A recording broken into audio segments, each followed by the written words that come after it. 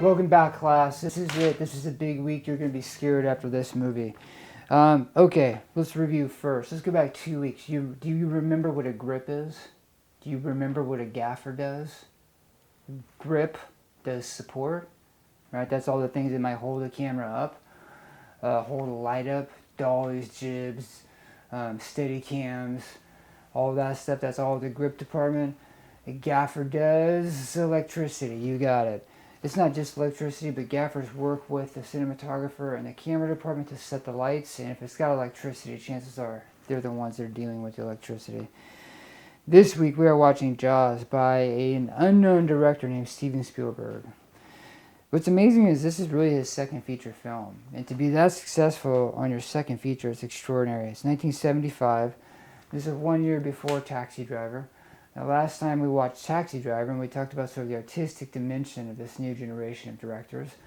And Spielberg, I think, is a very creative director, but what Jaws is a different phenomenon. This is really like the birth of a modern blockbuster, like what defines it, not just in terms of the content of the film, but the methodology to deploy it. So let's start off. The business model. First step is what's called broad theatrical release. Now, if you just sit for a second on the term broad theatrical release, it is exactly what it sounds like. In other words, you're releasing the movie in theaters broadly and at the same time.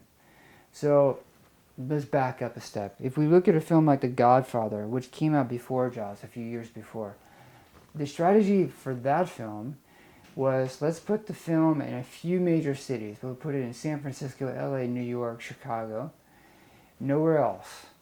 And then we're going to try and get important critics for the New York Times, the LA Times, and the other papers to come and see the film and hopefully we'll get positive reviews. Once the reviews are out, we'll start to release it into more theaters across the country. So the idea was to try and get buzz first from the critics, and then to sort of spoon feed the film into larger and larger numbers of theaters, right? So there's sort of a ramping effect. This is a very different idea. With this type of a release, a broad theatrical release, there is no ramping. And this is what we're all used to now. But back then, this wasn't normal. They said, well, for Jaws, why don't we just put it in as many theaters as we can on one night? And in the case of Jaws, I think they had, 464 screens the first night, compared to Godfather, which was only on 5 screens the first night. Now, this is totally normal, and like the movie Twilight, for example, was on 4,400 screens the first day, right? Now, what does this do? A broad theatrical release strategically has one huge advantage, and that is that because the film starts everywhere at the same time, there is no opportunity for bad feedback. In other words, if the film is a total dog and a critic writes about it, and that criticism comes out on Saturday, it doesn't matter. The film came out on Friday, it's on 4,000 screens, its destiny has already been set, right? So a broad theatrical release is a way to bypass critical, especially negative critical feedback for big, expensive films. So that is one very important dimension of what made Jaws successful. Well, Jaws was going to be successful either way, but this model really emerges at this moment with Jaws. The second innovation is that for this particular film, they did a very aggressive, very large-scale marketing campaign. Now, again, we're totally used to this now, but this wasn't normal in the past. Now, for a big feature film, the marketing budget and the production budget are often the same. I'm going to say that again. The marketing budget and the production budgets are often the same. That means if it's a $300 million film to make, they might spend another $300 million to market the film, right? That wasn't normal back then. So Jaws, they had a very large scale, very aggressive ad campaign that went for a long time. It was on TV, newspapers, the radio, it was everywhere. And so those two sort of strategies put together, the broad theatrical release with this huge marketing campaign, really set the film up beautifully to succeed. Now, the other thing about a blockbuster, and again, you're totally used to this, but what makes a blockbuster? Generally speaking, blockbusters are very simple, sort of structurally, like in terms of subject matter.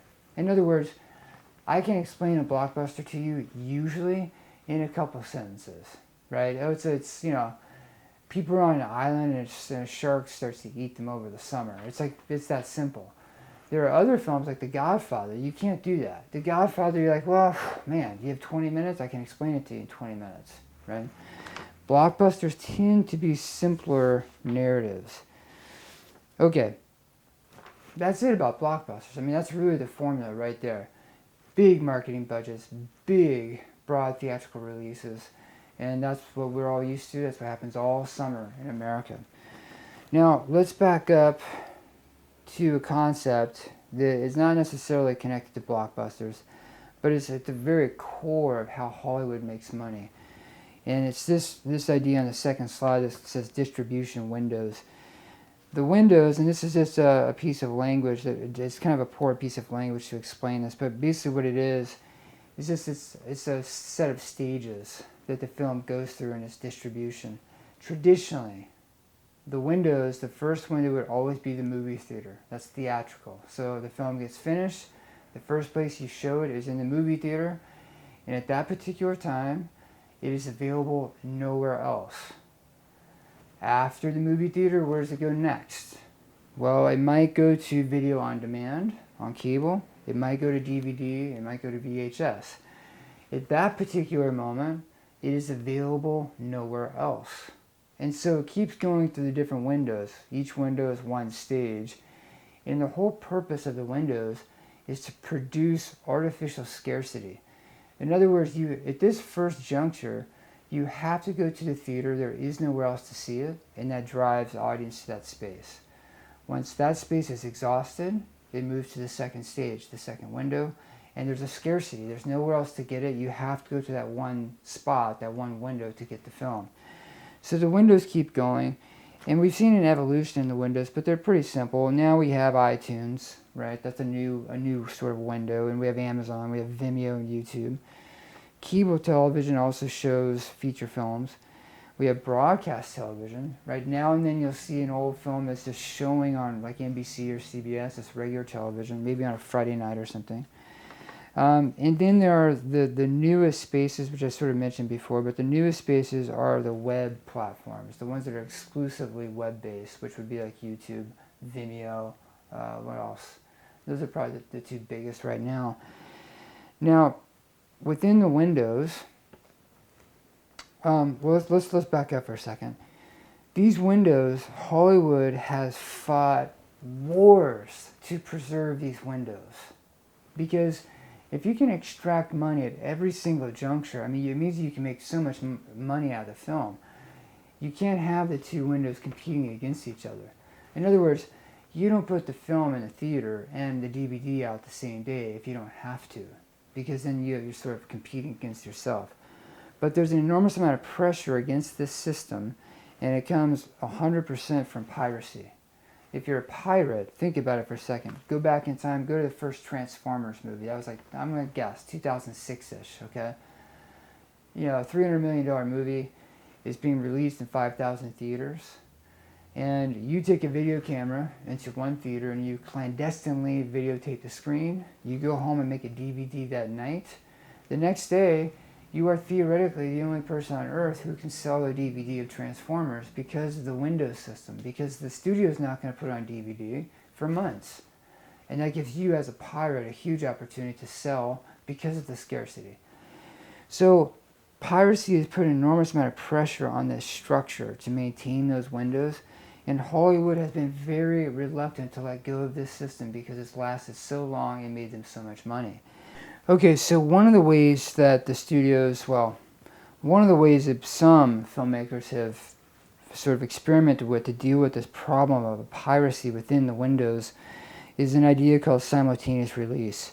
Simultaneous release just means that instead of stretching these out over time, why don't we put it everywhere all the same day? The same day that the movie's in the theater, put out the DVD, put it on cable TV, put it everywhere the same day, and that way you undercut the pirates. Now this idea has not taken hold fully.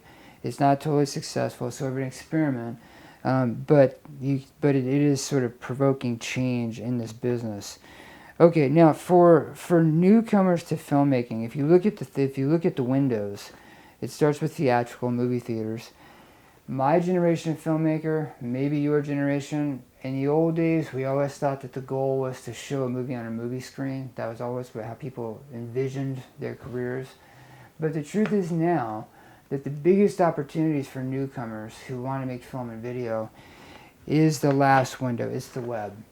So if you're an aspiring filmmaker, I would encourage you wholeheartedly to embrace what the web can do for you and to study the web, what succeeds there, what works well, what are the lengths, what are the genres, how do you launch one of these videos, how do you publicize and market it, what does a press kit look like for a web film.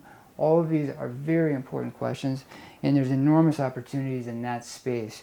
The other spaces in particular, the big sort of classic Hollywood theatrical film, it's a tough space. It's hyper competitive, and it is much easier to get started if you're working on the web. Okay, back to the film Jaws real quick. This is a fun film. Spielberg doesn't get credit very often for being a great director for some reason. I think he's so successful that people sort of push him off. But there's a technique in this movie that I think is really elegant. It's very beautiful, and I want you to be aware of in case you are interested in making films. It's sometimes called a one-shot, and the idea is that the camera, it might move a little bit, but instead of setting the camera up in 30 different positions in a scene, Spielberg will sort of put the camera in one position and move the actors around it. Now, I'm not going to be able to put the clip in because YouTube will take it down. I can't just put the whole clip in this video. But I'm going to show you the opening frame. There's the opening frame for a scene I would like you to watch. Watch the whole film and come back to the scene and watch it again. And just turn the volume off. Don't listen to it. And watch the camera work and how he arranges the movement in the scene. What you'll see is that he's not moving the camera. He's just reorganizing and moving the actors into different positions to give him different moments and different shots. It's a beautiful technique because it's so efficient. It's much easier to move an actor than it is to move a camera around a room and reset the lights and reset the crew. Right? Okay, you guys, I hope that Jaws knocks you out cold. It's a fantastic film. I hope it does not keep you out of the ocean, however. Don't be scared of sharks. It is not a real... You're going to get struck by lightning anyway, okay? That's what's really going to happen to you. That's a kidding. I'm just kidding. We have a quiz coming up next week. Review your PowerPoints that I've given to you. Track the questions as I ask the questions on a weekly basis. Track those because you're going to see those again. We will review next week. I'll provide a review form for you next week before you take the quiz. And sort of exercise all those molecules in your brain. But it's coming next week. 15 questions, 15 points. All right? Have a good week.